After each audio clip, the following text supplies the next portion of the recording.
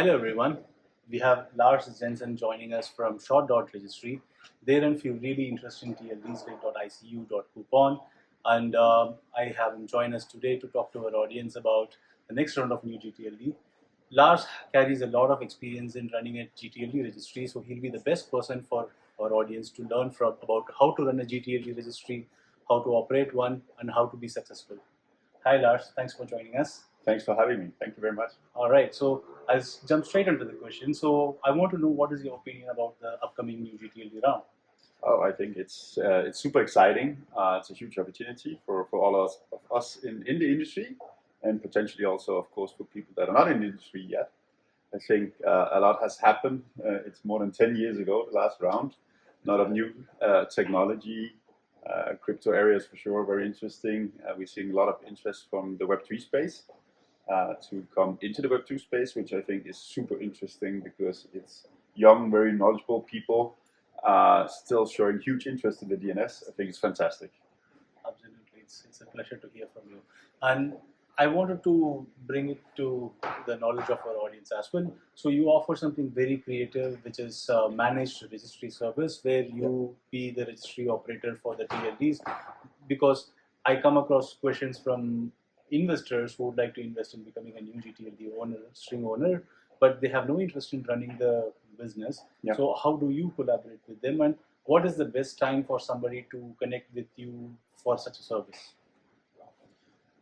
Well, first of all, to start from behind, where we say the best time is now. Because time is going fast, 26, very fast. And to prepare everything, the timing is good now. The sooner the better.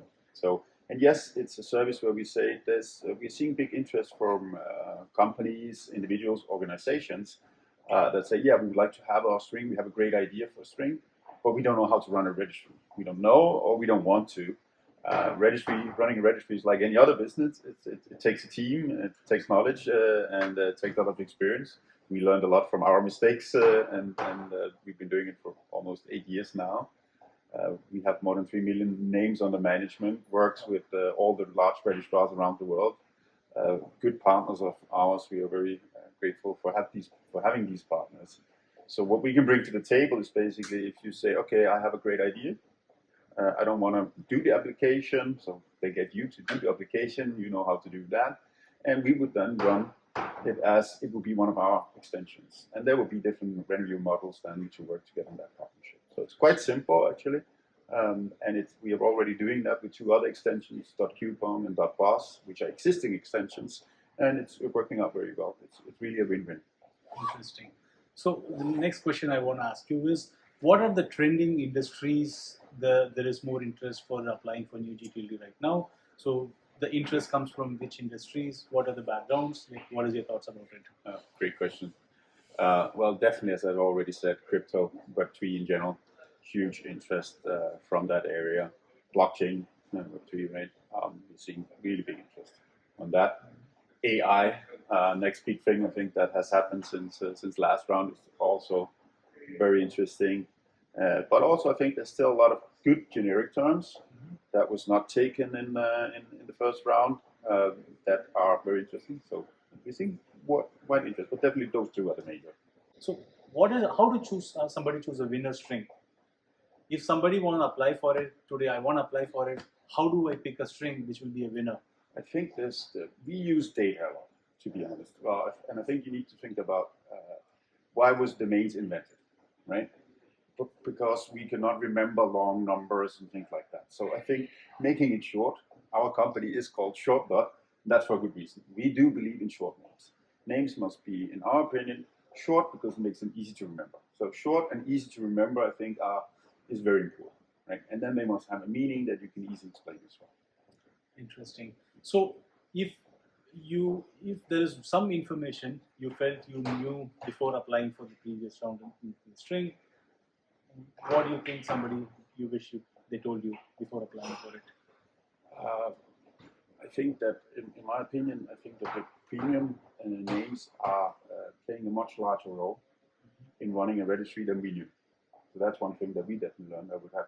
It would have saved us some time, I would say, to get to where we are now. If we from day one would have understood the whole premium structuring better. We see, I mean, if you take the example of blockchain, let's say you get .blockchain, imagine those amazing premium names that can be created there, the 2-letter ones, the 1-letter ones, or also very generic terms, blockchain, right? There's a huge opportunity for premium names. I think everybody should really spend some time on that. All right. So if there is one advice you would like to offer to a next round applicant, what would it be? Spend time with people, even if it's not us, or somebody else, but spend time and learn from somebody who's done it. There are people who have companies that have that experience. That will save you a lot of time. Get experts like you to do the application, so you make sure that you really understand the opportunity. But there's also risk, right? The guidebook is big, and there's some big changes as well, especially on the auctioning thing, right? So I think to really understand that, but also understand what does it take afterwards. I think I give the example, a very simple example, but when we all go to a restaurant, it always looks very simple to run a restaurant. And I think when you then talk to somebody owning a restaurant and running it, it's not that easy as it looked like. We all think we can just cook, so why shouldn't we be able to run a restaurant? And I mean, every other business is the same. You really need to understand it.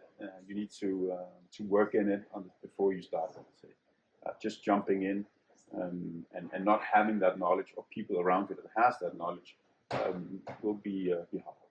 All right. So this is one fun question I ask everyone who I'm interviewing.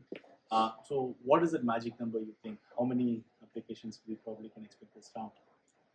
I think my number is 1,200.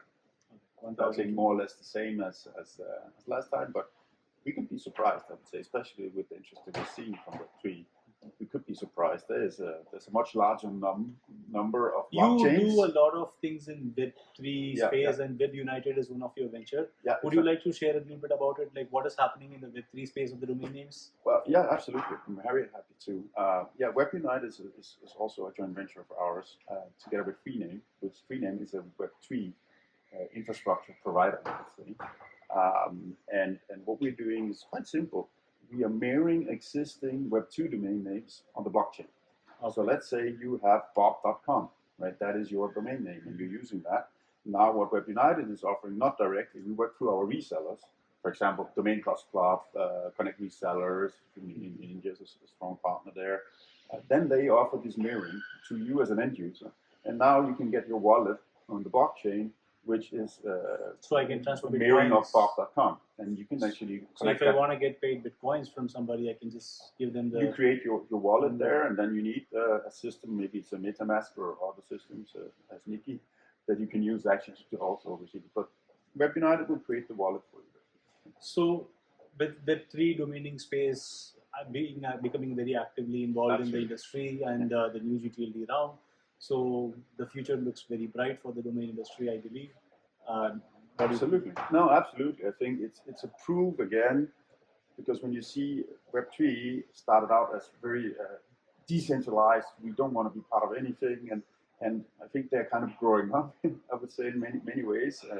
I was lucky to be at a conference in Singapore in September last year called Token, which is a huge conference, 20,000 people attendees there.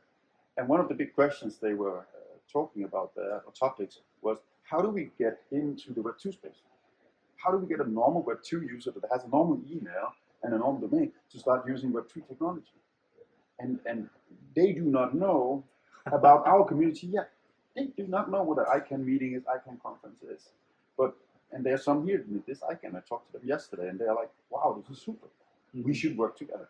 They do understand that you need some centralization. You need some structure like we have in the Web2 space to make things successful. I don't just think you can see there's no space where, that's my belief, that if there's no regulations, it will work for a while, but it will not continue to work. That is true. And I think that is what ICANN and this community brings to the table as well. And it shows that, for me, it shows also that the Web3 people are so interested in Web2. Why? Because they see that it has potential. Absolutely.